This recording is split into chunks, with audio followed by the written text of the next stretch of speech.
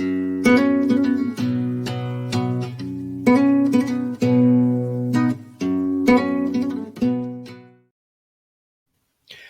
evening, everyone. Welcome back to On Air. I'm Michael Chestnut. I'm your host. And today I have a special guest with me, Tabatha Perry. Tabatha, thank you so much for being on our show today. Thanks for having me, Michael. I'm really excited about this because we have a lot of ladies who watch this show. And, sometimes my experience is as a man, right?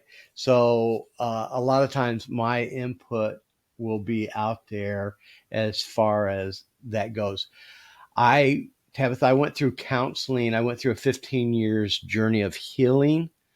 And then just in the last 2 years, God really broke that down through some great godly counseling. Uh, I want to call she was like more of a life coach than a therapist because she helped me walk this journey. And I know that Tabatha here, she is a life coach, and we're going to talk a little bit about that here. However, I'm excited because I saw such a great change in my life. And whenever you have a change in your life, it just doesn't affect you, but it also affects those around you, right? And once I started having that inner peace with myself and with God, I noticed that falling on my family. And Yeah. the enemy always had it in my head. You're so messed up. You could never be the leader of your family, right? And so that was part of my journey, was going there. And I realized, I need to work on me. I'm not here to change anybody else, but what I can control is right here. And how do I have that Mm. relationship with God? So I worked on it, and it flowed over into my family. And now, not to give my wife's business out there, but she's going through that same journey right now. And I'm excited because I know down the road we're going to do a podcast together where she can share her journey. Wow. But I wanted to bring you on here today because I know there's some ladies out here that are listening. And I entitled "This Is Your Life" today because that's what it's about. This is your life. It's God's life. I like to say that I've dedicated my life to God, but God doesn't force me to make choices to follow him or to do the right thing. He Yeah. presents opportunities, and it's what I do with it. And that's why our umbrella is under intentional guy. I found out being intentional was important, but that's enough about me. I want to send that over to you now. And I know you have a message to bring to us today. And I just want to just hand that over to you right now, Tabatha, if you'll share what God's laying on your heart today for our audience. Absolutely. So I love that you titled it "This Is Your Life" because I think so often we find that our life doesn't seem to be our own. It seems to be, our activities and the schedules and what people are telling us we should be doing.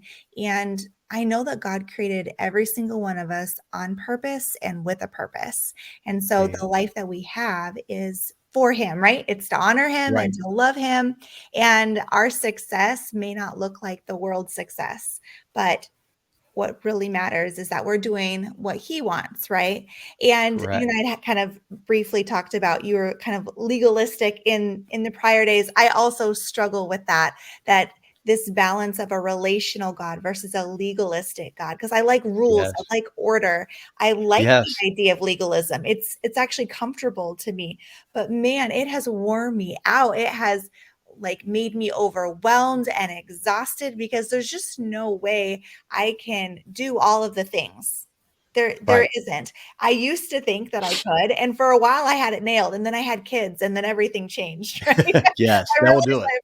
I'm not as capable as I think I am, and they are just like little walking, talking, mirrors, and you're like, oh my goodness, do I say that? And I just think that it's so important that we're intentional with our life. So I love that your show is the intentional guy, because we can be an intentional guy and an intentional girl. So what I love Yes. talking to my clients about is figuring out who they are. And most importantly, whose they are, right? We've established that like we have this Mhm. foundation of who God is, but God created us again very uniquely. And He created us with different strengths, values, and beliefs about ourselves. And when we can really dive deep into those, then we kind of start understanding who we are, and then we can operate with intentionality. But if we don't even know who we are, how are we supposed to be intentional? And I'm sure that was something that, through your counseling, that was something that you figured out and, developed along the way. So that's been something fun that I really enjoy starting out with my clients as well as myself, because with my story, I've had a pretty good life, but it just didn't feel satisfying. And I realized I was just doing all the things that checking the box, the Right. legalism part. And God really wanted more from me. He wanted that relational part. But with relationship, there's vulnerability. And vulnerability Yeah, is scary and it's it is messy. So very. I had to come to terms with that and be more open with myself, do my own counseling, get my own life coach. And I realized how helpful it was. And I was like, man, I really want to help people in that same way. And so that's kind of what got me into this.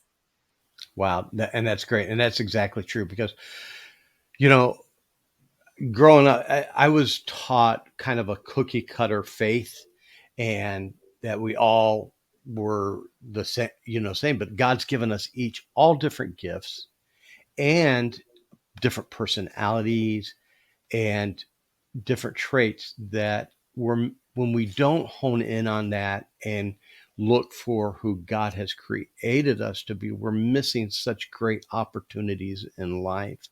And that was me. And I was honing in on the wrong things because I was trying to fit that mold of everybody else. But God has, uniquely made me from everybody else. And there's been a joy in developing that and finding who that is. There's been a great joy with that. Up until then, I suffered with depression, anxiety, and Tabitha, one of the things I did was I allowed the worst moments of my life define who I was Mm-hmm. instead of letting God define who I was.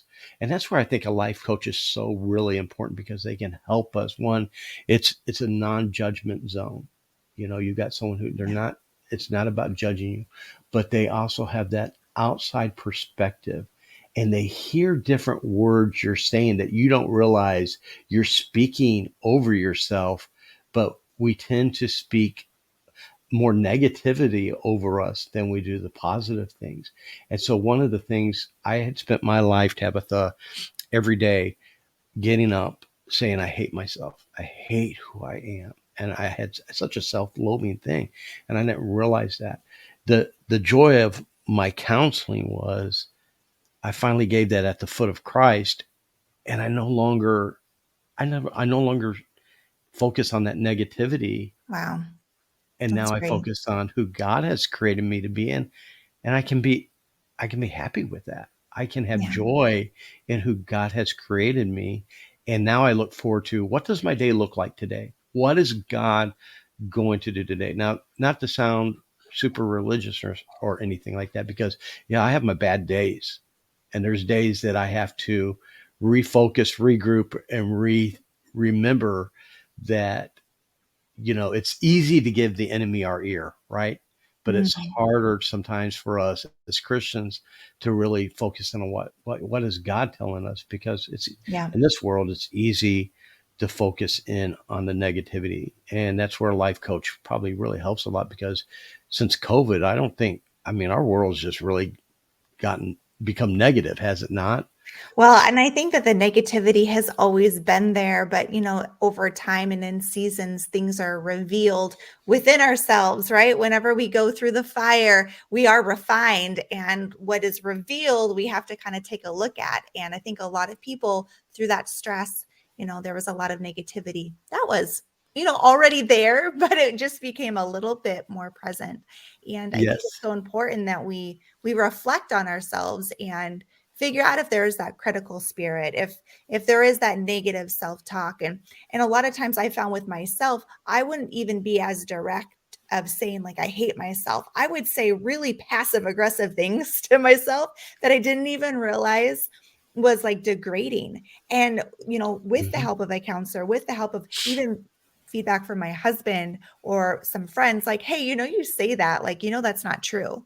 Like, and some Right. language we use is cancel that. Like, cancel that language. Let's regroup. Like, how else can you reframe that thought? Because what we speak Yes. over ourselves, we end up doing. And it sounds silly, but it's true. It It's is. so It true. is. And so I think that it's so important that we're aware of what goes on in our mind and the words that we speak, because ultimately it comes from our heart. And I really think that it's important to journal, because to journal or to even just brain dump on someone that you find safe and that you respect, because so many times there's things hidden in our mind and in our heart that we didn't even know were present. We didn't even know that they were holding us back or distracting us. And so when we write things out, or when we just kind of, share how we're feeling, we're so much more able to identify, oh my goodness, here's something that is a stronghold in my life. Like, here is, some chains. And my background is working with people in prison. And what I found is that working with a lot of women in prison, that many of them are more free than some of the women that I know outside of prison. And it's Wow. all about mentality, right? It's all about how we view freedom in Christ, and whether or not we're legalistic and, think that we are only as good as, we get things done and check off lists. So Right. I think it's so important. And again, just to kind of reiterate what you said, is that our past doesn't define us, but I do think it helps refine us, and that we're able to, really kind of see what we're made of, who God made us to be, and go back to like whose we are, who we are. And then that's where we can kind of get that foundation. Wow. I really like that. I'm going to be stealing that. You Please. know, we don't have to let our past define us, but we do let it refine us. Yeah. Wow. I like that right there, because that's the truth. I mean, although I would never want to relive what's happened in my past,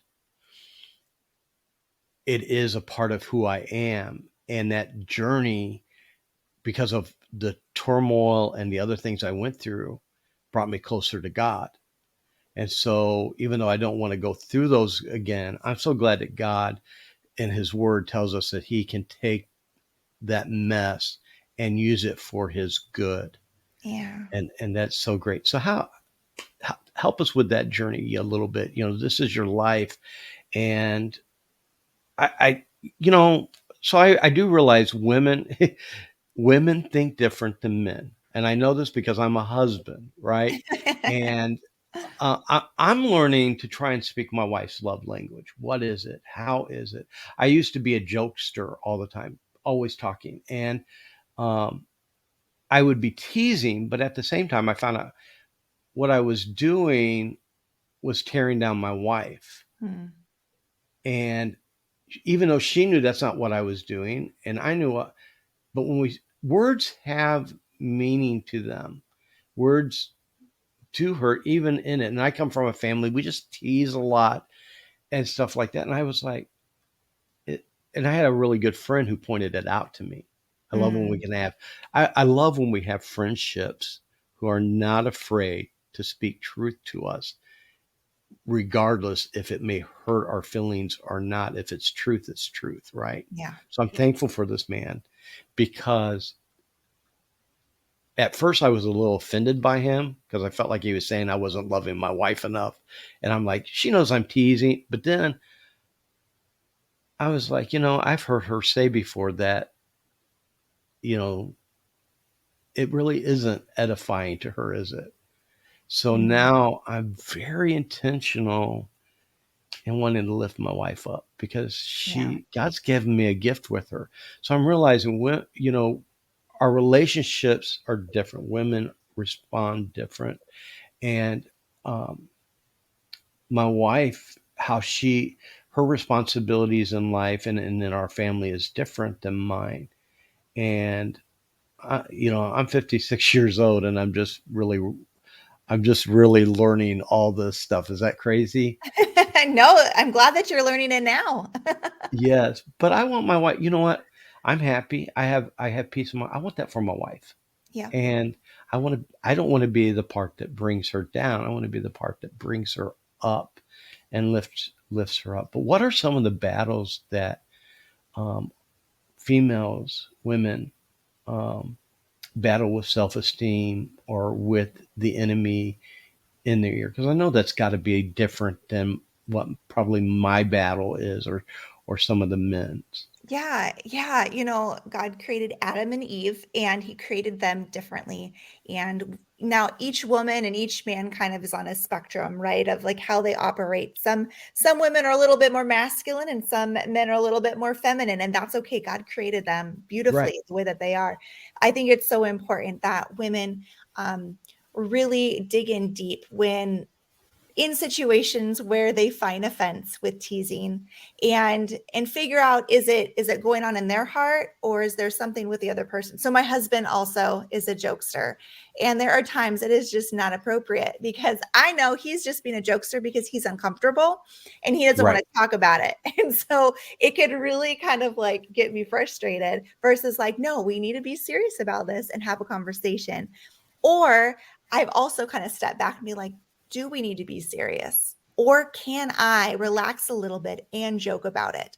So I really think that, marriage is hard and it is really about Yes. meeting halfway and just talking about things. I think it's great that you're having this dialogue with your wife, and you're wanting to build her up. And there's teasing that is, building up.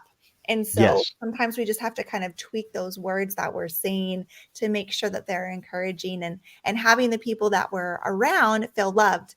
I think that one of the common mindsets that a woman struggles with is this thought of I'm behind, like always feeling behind. The house is never clean. The dishes are never done. My work is never done. I'm not giving enough to my kids. I'm not giving enough to my husband. Like I'm not enough is Mm, kind of this mindset. And I know men have that in like their own version. But I think it's really interesting to see women and how it kind of like manifests in their life. And for me, having my checklist and getting my checklist done, like that is the best feeling. And that kind of helps combat that idea of like, I'm always behind, but kind of right. coming back to like, who am I? Like, I am a strong and courageous, bold and consistent child of God. And that's my personal contract that I have to tell myself regularly when I get all caught up in this idea of like I'm behind, because really who says I'm behind? Like I'm my own Right. boss, I have my own business, right? My husband is loving and doesn't care if the house isn't clean a day, and my kids are fine if we get takeout. Like I'm the only one putting this pressure on myself. I'm the only one that creates a prison, this Yes. these limiting beliefs and this idea that I can't be free. Like I limit myself, nobody else does. And I think that is a struggle that women have, is they're always thinking that something is holding them back, and it's really just themselves. And that is the hardest realization to come to. So how do they push past that? How do you, if you're in that mindset and that's this battle that you have, how do you push past that? Well, one strategy is to just stop and take a breath, because many women that are have this mindset are just going, right? They're just constantly in like almost chaos. And so the best thing that we can do is literally stop and take a breath and Mm, start grounding ourselves, because many times we get so caught up in our head, we're not actually in our body. We're not experiencing life. We're in our head in this version of our life that we want to be. So stopping and thinking about who am I? What do I want out of life? Am I operating as a bold woman right now? Am I operating as a consistent woman with the choices that I'm making, with this mindset of thinking that I'm behind? And then really reframing these thoughts of, am I behind, or do I need to say no to some things? And that's the mhm. boundary part of saying no to some things and yes to others. Many times we are saying yes to too many things because we think we have to keep up with everyone else. Our kids need to be in 5 activities. We need to have home Right. cooked meals. Our house needs to be perfect. There is a version for all of us that makes sense. But as women, we need to figure out what makes sense for each of us. And that's going to look different for each woman. And so comparison is like, the stealer of joy. Like it will just take all of your joy. So these are just some of the ideas and strategies when women are feeling behind is to stop, take a breath, ground yourself, remember who you are, remember who you want to be, operate from that, look, kind of put on some glasses of like, I want my life to really be loving people and being patient. And is what I'm doing like helping me with that? And then learning to say yes and no to certain things, allowing yourself again, like to take control of your life. Yes, God is in control, but He is a gentleman and He will not enter in until we allow Yes. Him. And there has to be margin. A- and I see in my wife some of the things that you're just saying. So, as a husband, how can I be a help to my wife in that struggle? It how can I, because as husbands we want to be fixers, Yep. and and my wife doesn't need me to fix her. No. That's God's job. But as someone who loves her Yeah. and wants the absolute best for her, how can I be a good helpmate to my wife during that time? Something that is very, very powerful is communicating your love for her when she does something great and when she messes up, like equally, that you see her the same no matter what, whether she screwed up on dinner, didn't, do well at work, whatever it is, that you show up and you love her consistently no matter what. And that's hard for sure. But then she will start believing I'm loved no matter what. And that's something my husband has done an amazing job at because I am so hard on myself, but he consistently shows up and says that he loves me. I can be dressed up, looking glamorous or in my jammies and he still thinks I'm beautiful. I'm like, "What is going on?" But when we feel that security, that love, that helps build confidence. So that way we can look at problems as more confident and being like, okay, this has been holding me back. How can I get creative and move forward? Because really, it's about confidence. We just need to be able to have this confidence to know that we can figure this stuff out. But so many times we just kind of feel weak and sad. And so being able to empower ourselves is really important. Another thing as a husband to do is to pray with her and just pray over her. I love hearing my husband's heart when he prays over me because he says things to God that he doesn't say to me, but I needed to hear them.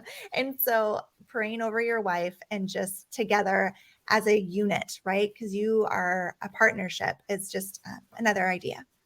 You just smacked me across the face with that one, Ah, because the hardest thing I have is praying with my wife. I don't know why, yeah, but she has told me it's the best thing that I do with her. But the enemy has my ear, and I'm ashamed to say it, but it's hard for me to do, and that has nothing to do on her, but all on me, because I have that battle, the enemy, because I know the enemy doesn't want me to pray with my wife because that will draw us closer yeah, to each other, right? But I just have that fear, and I think that's a key word. We can't live in fear, yeah. because fear keeps us from doing the things that God wants us to do. And so you're Mm. really convicting me here, because There was a my word that des- you needed to hear, Michael. And here's the thing. It is hard, but you have shared that you have done hard things. You have. And so this can just be another hard thing that you come up with a battle plan for, right? Like come up with a right. strategy, whether it's praying with her, whatever, if it's in the morning or evening, wherever you feel strongest, that you have like the most grit that you can push through whatever those thoughts are that are preventing you from doing it. And don't feel like it has to be a 10-minute prayer. Literally do like, Lord, thank you. Amen. Like give yourself Yeah. just a little baby prayer and start off with that. And then the next day, maybe make it a little bit longer. But you can do hard things, and your wife has asked you for this, and God will bless it. And I promise you, it's going to get easier and easier. And isn't that crazy? Because my wife desires that more than anything, and I desire to want that, but I'm living in fear of that. And I can hear my counselor talking to me now. Well, why are we feeding into fear? Uh, with it, because it's robbing me of a joy. And so I thank you for speaking that into me. And it is, I like the practicality of what you said too, because a lot of times we think when we're conquering something,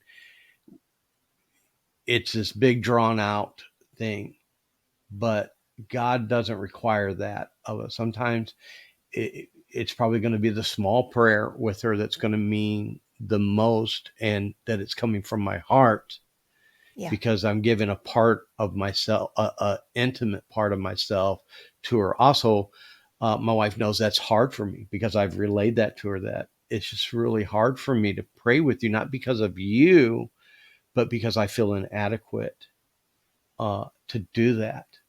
And so when I do pray with her, it melts her heart even more towards me.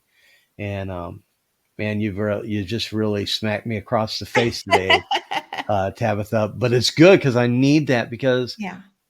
I want that better relationship with my wife, and I want a spiritual relationship with my wife as well, because God's brought us through so much, and there's so Yeah. much more that God can do with inside of us. And me, as um, she wants me to be that leader. She wants me to do to do those things with her. And would you say that once I start making that effort more and come up with that battle plan, how do you think that will affect her? Well, I think she's going to trust you more because this is something that you said you want to do. You haven't done it yet. And when we step up and we follow through with what we say we're going to do, it shows integrity. And a woman, again, she really wants security. And when there's integrity in a man, that helps make her feel secure. So then she will open up to you too with what she feels, whether you like it or not. I know that's Yes. always like a thing. Like the husband's like, well, maybe I don't want her to open up as much. The thing is then you just have the open communication, and that allows you to the enemy not to be able to sneak in and twist things, twist words and ideas, and just allows more smoothness in the relationship. And at first it's hard, it's rocky. When my husband and I were, first newlywed and we were trying to communicate, it has taken so many years for us. And even now, there's different seasons that I'm like, this is a little bit harder than it seemed to be. But then we can get right back to where we were on communicating on where we're at. And even through our prayers, if we're not even sure what to say to each other, praying to God, that just opens up because when we have the Holy Spirit, right, He knows the groans of our hearts. He knows Yeah. those little things that are hidden in there, and He can communicate whether we're speaking in tongues or we're speaking in whatever language we're speaking, right? And so Right. being able to communicate with the Lord together is very powerful. I still feel uncomfortable with it at times, to be honest. But it's one of those things like when I go to the gym, I'm uncomfortable too, but I know the results are worth it. And so Right. it's just one of those hard things that it's like, I don't know if it'll ever feel like completely comfortable for you, Michael, but at least you can just be like, you know what, it's worth the hard work. And um, that's that's Well, good. and it's something that I know that needs to be done. And sometimes uh, we don't want to do the hard work to get there, because we don't want to face it, and it's worth facing it, and it's worth doing. So I thank you for encouraging me with that, because that is something that I need to work on, that I want to work on. But then it's not enough just to sit on here and say, hey, I'm going to do this, because I've done that plenty of times, but then I've let the enemy have my ear, and I've shied away from it. And Okay, well, so, let me help you walk through this then. This is what I do with my clients because I'm a very practical person. So, right, when do you want to pray with her? when do I want to pray with her? That Mhm. and that's a great answer, because uh, Do you want to pray with her today? pardon me. Do you want to pray with her today? Yes. Is she around? Can you pray with her right now? she's not around. She's at work, Okay. So but what time does she get off? she gets off at 5. So she At gets home 5. about 5:30, 5:45, somewhere in that time So frame. why don't you set an alarm on your phone for 5:45 and have it say pray with my wife. Mm. And all you have to do is, dear God, thank you for this woman. Amen. You do not have to do a big prayer at all. A Okay. little baby prayer at a certain time. And then decide how you feel about it. Okay. And then Then set you alarm for the next day. And then the next day. okay. Now let me ask a question. Uh so let's say I set an alarm at 5:45 every day and I do it at 5:45. Is she going to feel like, oh, he's just being legalistic and he's just doing this? Or do you think she will be able to see past that this is an effort that he's really trying to do? And I guess I'm answering my own question too. Part of that is how I'm going to communicate that to her is this is what I want to do. And eventually I won't have to set an alarm to remind myself to do this. It will become natural. So I Yeah. think, and I'm answering my own question, Yes, you but are. I love you it. know but I think it comes back to something you said earlier. Communication is such a key in relationships. So if my wife knows it's my heart and I want to do, and even though it's set on my watch to go off at this time for me to do, I'm still making a commitment to her and I'm honoring that commitment. And so hopefully she will see that, but I think it's all in the delivery and how I communicate it to her as well. Yes, and I think it's so sweet that you're wanting to make sure that she sees your authenticity with it. But we also know that we can't control what other people think or feel, Yes. especially our spouses, as much as I Yes. tried. So also like do your best to communicate to her and then just talk to God about it, right? Give it to God. Be like, God, this is my plan. This is what I'm you are worth setting an alarm for. Like you are worth this, God. Help me Yes. to do it in a way that's relational and not legalistic. Ask him for the guidance and then release it. Release it, Michael. Don't judge yourself. Just continue on with it and just see what happens and how God uses it. That's great advice. That's real. And I received that. That's great advice. Uh, because I tend to will sit back and judge how did that go, and then that opens a door for the the self talk that tends not to be very helpful. Yes, I know. And I'm an overthinker as well. I like to think about thinking and all the thoughts, but taking those thoughts captive, right? And just being like, nope, I did it. I'm done. Okay, what's next? Right? Almost maybe have another thing to do right after it just to kind of help distract yourself because those distractions can be really helpful at times when our brain wants to overthink and it's not helpful. Yeah. And I hope as my listeners are listening to us have this conversation here, you just kind of saw a glimpse of what a life coach does with someone and how they help them walk through the process to reach the goals that you want to reach. Because sometimes on our own, what we need is an encouragement and a game plan that's not in our wheelhouse. And that's where a life coach like Tabitha here comes into play and gives us something. And it's all dependent upon how we receive it and want to do it. I could have this conversation with you, and it's an empty conversation if I don't follow through with what you just said. And so my phone's way over there, or I would do it right now. But as soon as we're done with this podcast, I'm going to go, and I have to do it. I'm going to go set the time for 5:45 prayer with my wife today. And so to my listeners, sometimes you see life coaches online, you're like, uh, it's a gimmick or it's what have you.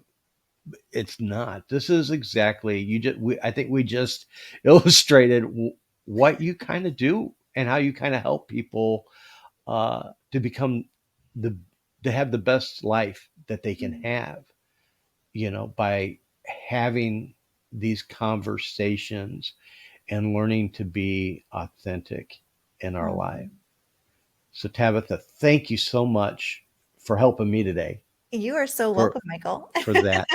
And before we kind of sign off here, I want to ask you, can you give us a little plug in for how can people reach out to you?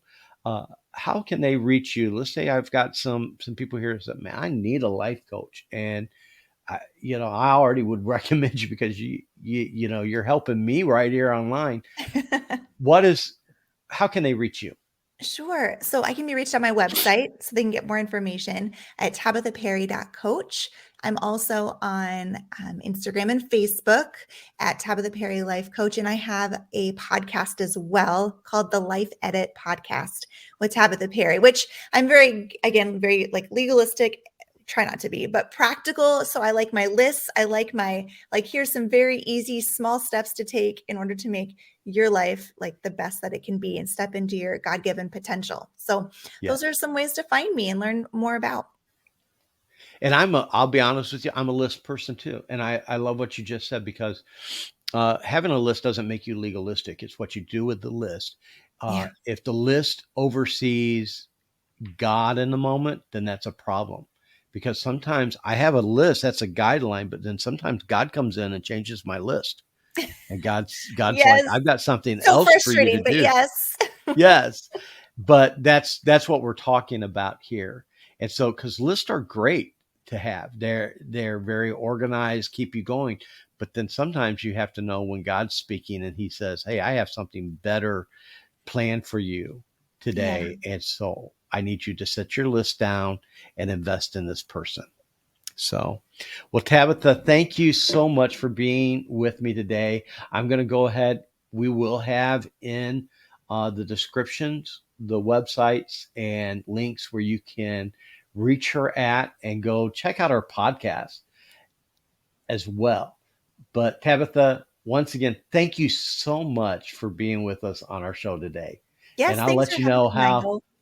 and I'll let you know how the prayer thing goes with my wife. And Please do. I'm committing to you and my audience that Yes, yes, I'm going to do this. Hold me accountable, everybody. I Hold me will. accountable.